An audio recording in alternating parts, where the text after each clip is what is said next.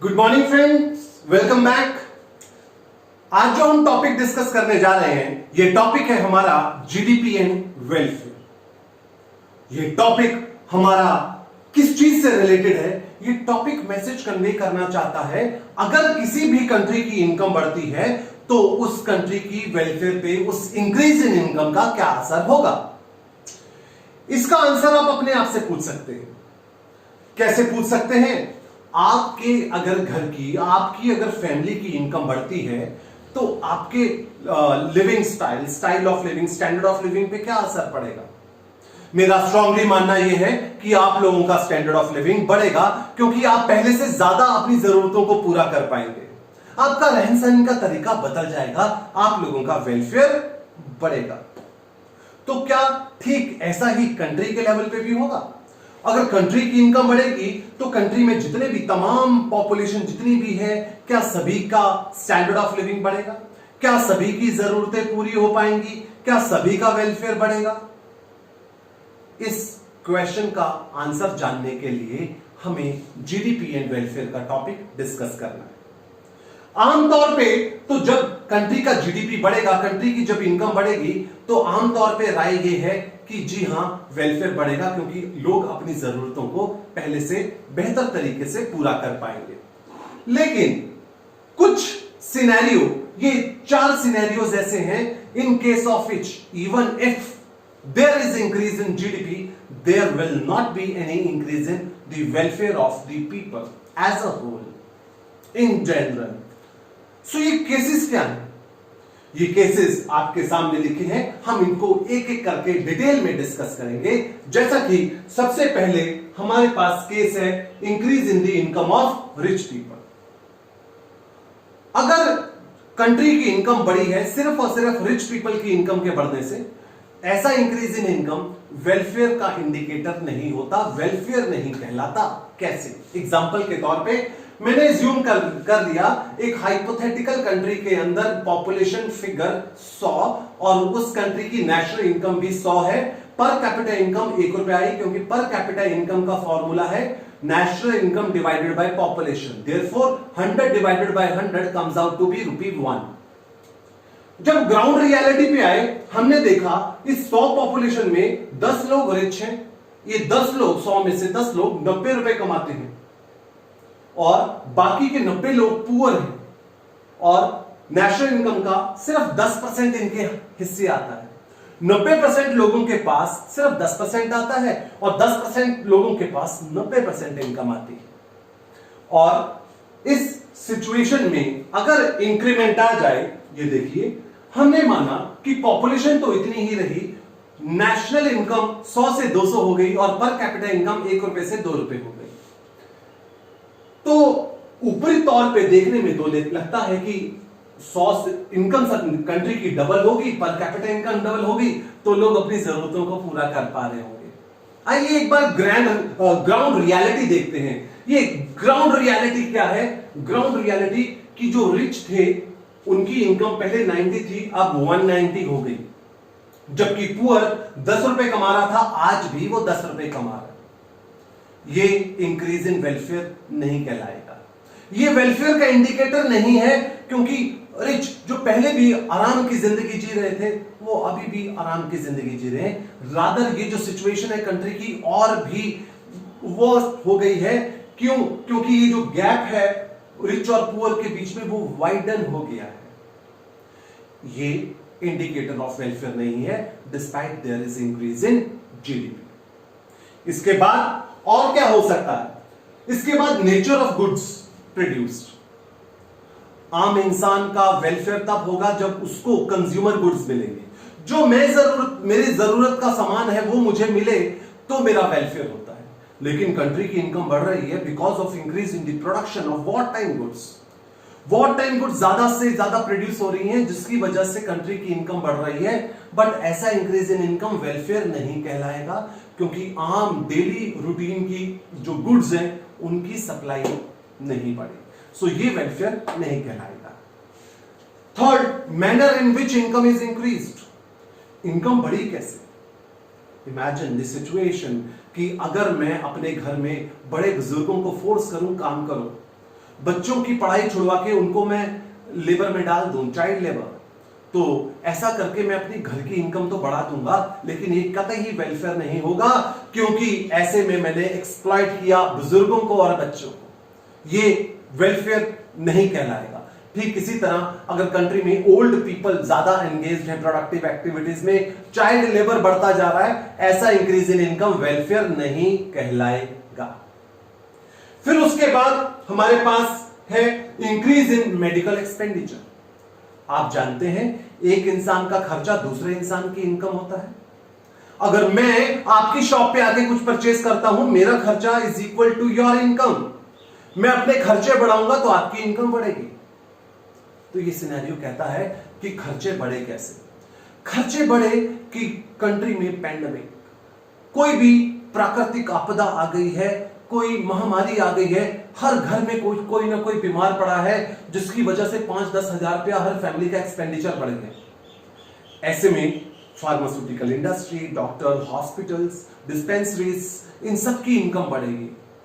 But ये increase in income welfare नहीं कहलाएगा। दो ये सारे हमारे रेजिडेंट्स हैं, ये इनकी इनकम बढ़ी है, बट स्टिल वेलफेयर नहीं कहलाएगा, क्योंकि लोग तो यहां पे घर घर में परेशान बैठे हैं। ये भी एक्सप्लॉयटेशन है। ये इंक्रीज इन इनकम वेलफेयर नहीं कहलाता। सो दोस्तों, आपने देखा कि किस तरह से जीडीपी में इंक्रीमेंट आने से भी हो सकता है सर्टेन केसेस जिसकी वजह से कंट्री का वेलफेयर ना हो।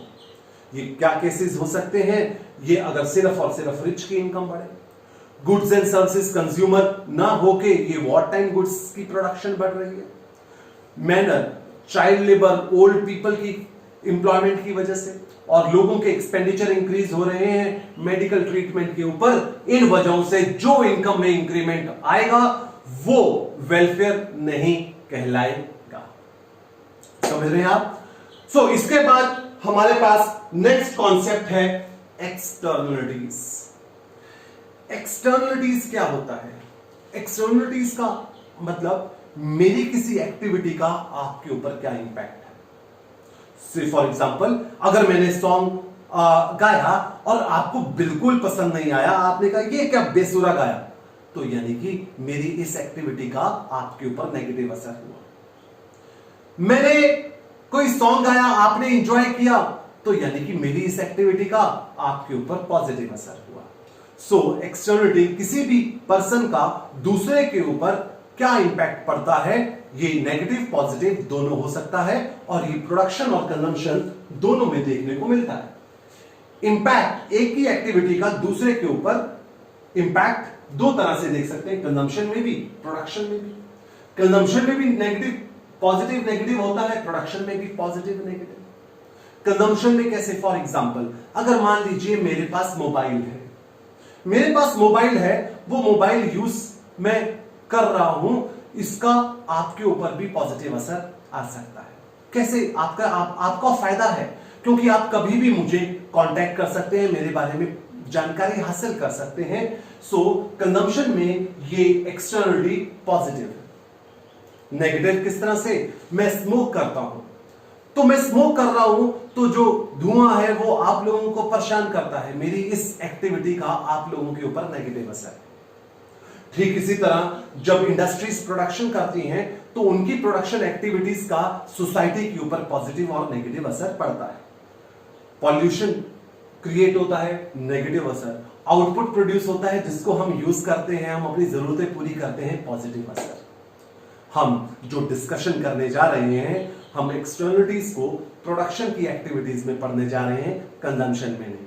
कंजम्पशन सिर्फ मैंने एक आपके लिए एग्जांपल के तौर पे प्रेजेंट किया था। सो हमारे पास एक्सटर्नलिटीज के केस में क्वेश्चन है, what are externalities? Give an example of negative externality. How do negative externalities affect welfare? Externality के बारे में बताया मैंने आपको, एक की एक्टिविटी का दूसरे के ऊपर असर, जिसके लिए उसने पे भी नहीं किया। वैसे ही मैं स्मोक कर रहा हूं, आप खड़े हैं, आपके ऊपर नेगेटिव असर पड़ गया, आपने पे नहीं किया, किसी ने पे नहीं किया, बट मैंने एक ऐसी एक्टिविटी करी जिसका दूसरे पे या तो पॉजिटिव या नेगेटिव असर पड़ा है। ये होती है एक्सटर्नलिटी।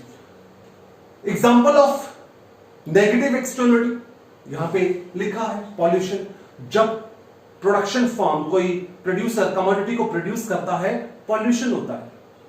आप लोग, मैं, हम ये सफर करते हैं पॉल्यूशन से।